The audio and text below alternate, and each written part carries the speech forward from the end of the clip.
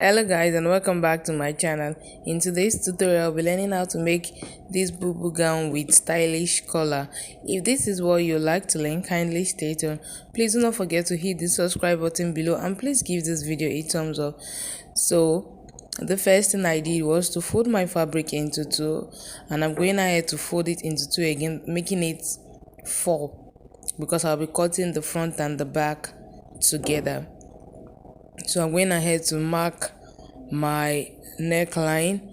So for the front I made it 3.5 by 8 inches deep, and for the back I made it 3.5 by 1.5 inches deep.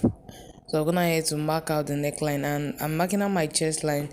So because I don't want the chest line armhole tight, so I increased it by 1.5 inches. So I made it of 9.5 instead of 8.5, which is my normal chest line. So I marked my shoulder to waistline measurement. I'm gonna head to input my bust measurement, my waist measurement, and I also measured my waist to hip measurement, and I'm gonna head to input my hip circumference on that line.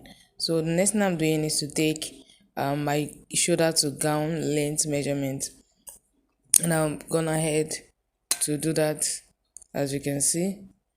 So all I need to do is just to connect from my hip line down to my knee, that's my gown length, and I went ahead to add 1.5 inches for ease and sewing allowance. So I'm taking it down following the shape of my body. So the next thing I did was to take my shoulder measurement and to see how much I have for my sleeve length. So what I have left is okay for me, because I don't want the sleeve to be too long. So around that bust area, I went ahead to create a slight curve so that my armhole part isn't sharp. So I need to create a slight curve. So I'm cutting now. As you can see, I'm cutting through the lines I've marked. So I'm gonna head to open it up so I can remove the back before I cut out the front. So I'm taking out the back piece so that I can cut out the front. So as you can see, I'm cutting out the front.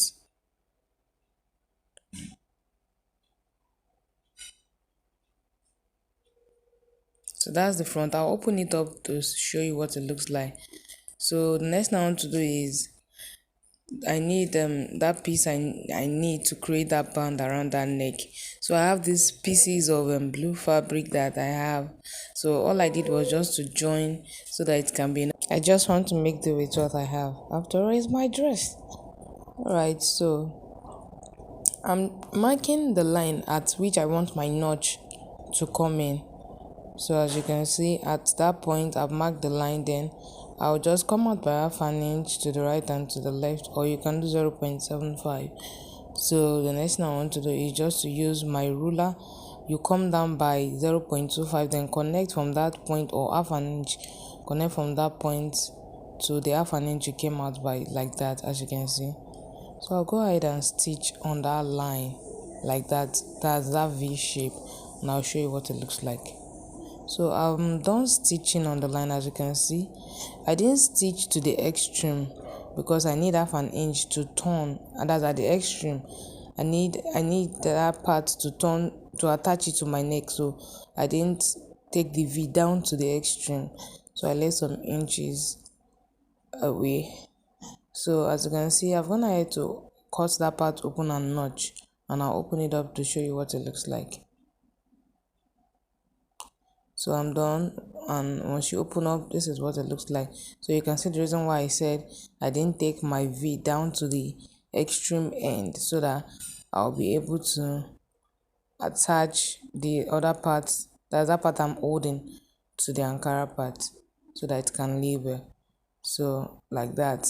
By the time I join, I'll have something facing my neck area like that. So I'm gonna head to do the other part, and the next thing I want to do is to measure for the back neck. So I'll know how much is going to enter into the back neck. So after measuring, I have exactly the amount I need, and I also have half an inch left to attach to the boats, to join the both parts so that they can become one.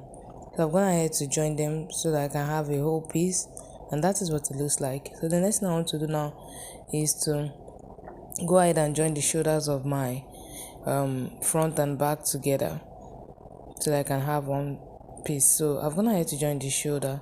So the next thing I want to do is to look for the midpoint of my back neckline, because I'll be starting the journey from the back. So once I notch the center back, I'll go ahead and pin the midpoint of my collar to the center back, and I'll sew round like that. So I'm done attaching it round, and as you can see, that is what it looks like. So I've cut a piece of Ankara that I'll use to turn the rough edges at the neck area.